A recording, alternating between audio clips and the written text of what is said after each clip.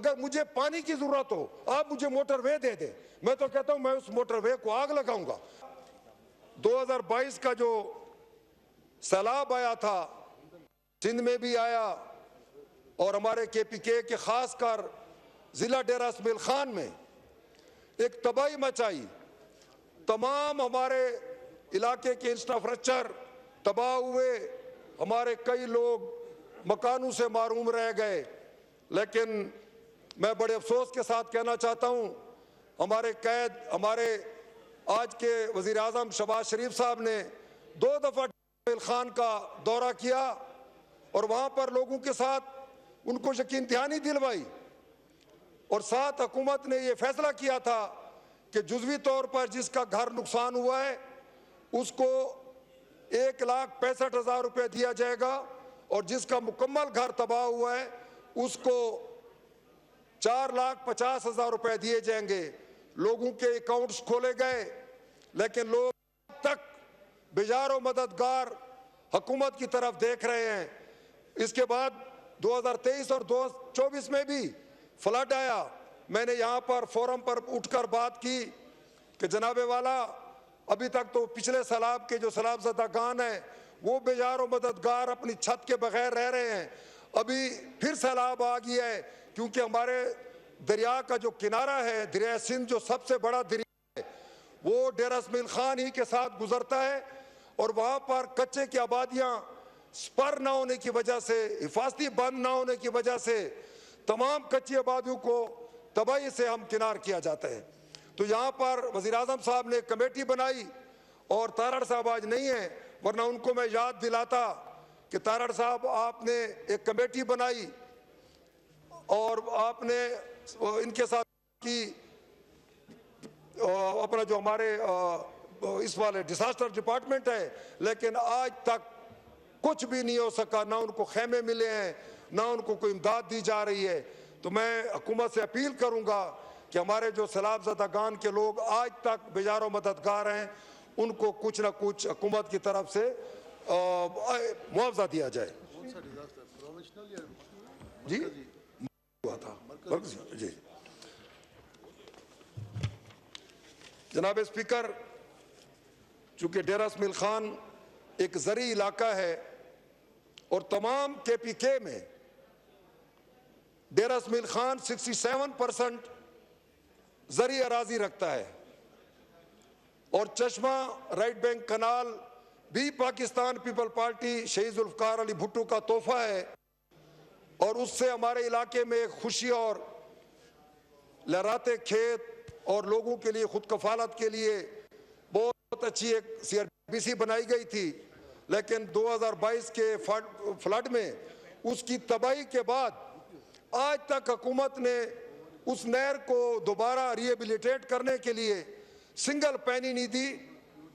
वहां पर आप अंदाजा लगा सकते हैं, इस 5 शुगर मिलें हैं और वो शुगर मिलों वाले लोग, उनके मालिकान उस CRBC को मुरम्मत कर रहे हैं। लेकिन यहाँ से 4500 क्यूसेक पानी ने जाना था, जिससे हमारा KP का इलाका और पंजाब का इलाका सराब होना था।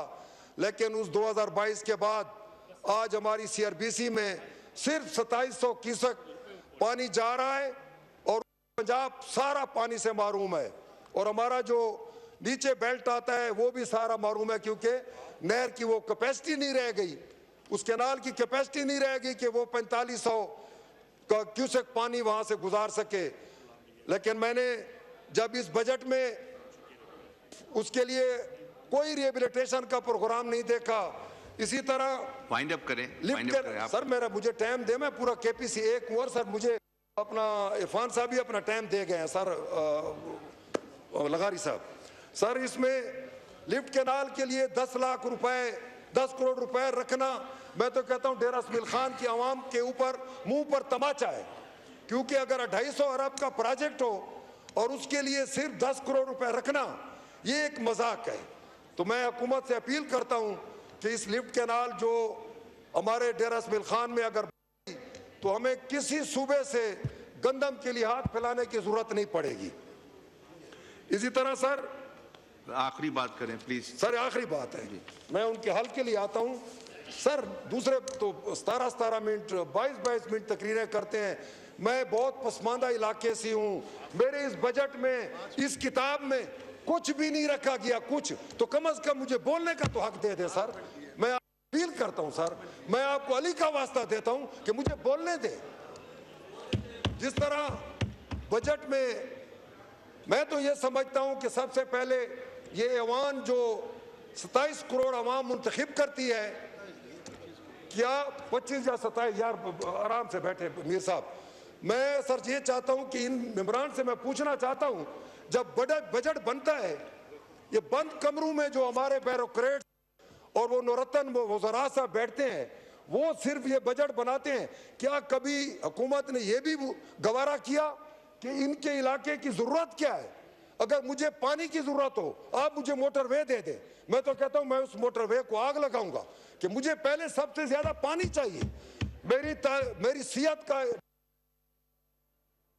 सिलाब के लिए कोई फंड नहीं रखा गया, मेरी लिफ्ट के लिए कोई फंड नहीं रखा गया, मेरे रोतकोई निजाम, मैं पिछली दफा भी कह चुका हूं, कोई इधर नहीं समझ सकेगा रोतकोई निजाम होता क्या है।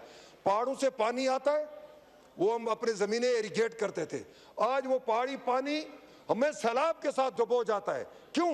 वहां पर इंफ्रास्ट्रक्चर होना चाहिए, वहां पर पुख्ता उनके लिए स्मॉल मुँह बनाने चाहिए, डैम्स बनाने चाहिए, ताकि उस पानी को हम यूटिलाइज कर सके। सर केपी हमेशा बिजली जो है केपी मुहैया करती है, लेकिन मेरे डेरा इस्माइल खान के जिले में खुदा की कसम से सर 1 घंटा सारा दिन बिजली होती है। न तो कोई कारोबार हो सकता है, न ट्यूबवेल चल सकता है, क्योंकि सारे ट्यूबवेल्स बिजली पे मुनसर करते हैं और लोग पानी के लिए बूंद बूंद के लिए तरसते हैं। स्कूल बंद हो जाते हैं, कारोबार बंद हो जाता है। हम बिजली देने वाला सूबा है, लेकिन खुदारा अगर सारा फंड उस बकाया जात पे दिया जा सकता है। मैं आज यहाँ हाउस को सामने कहता हूँ, मेरा तमाम फंड उन लोगों। शुक्रिया फतेहुल्लाह साहब, मेहरबानी, बस हो गया, बस अब बस 30 सेकेंड्स प्लीज। सर बिल्कुल सर, मैं ये चाहता हूँ कि हमें चाहिए हुकूमत को कि जहाँ पर आप डेवलप एरिया को डेवलप करते हैं, वहां पर ये जो नॉन डेवलप एरिया है, इलाके हैं, मैं तो कहता हूं कि एक बजट पूरा नॉन डेवलपमेंट एरिया पर लगाया जाए ताकि वो डेवलप एरिया के बराबर आ सके। तो सर वहां पर डेरा इस्माइल खान में IT सेंटर की जरूरत है, जहां पर हमारे नौजवान बेरोजगार बसर कर रहे हैं, तो उनके लिए सर मेहरबानी की जाए, गवर्नमेंट को ये तवज्जो देनी चाहिए।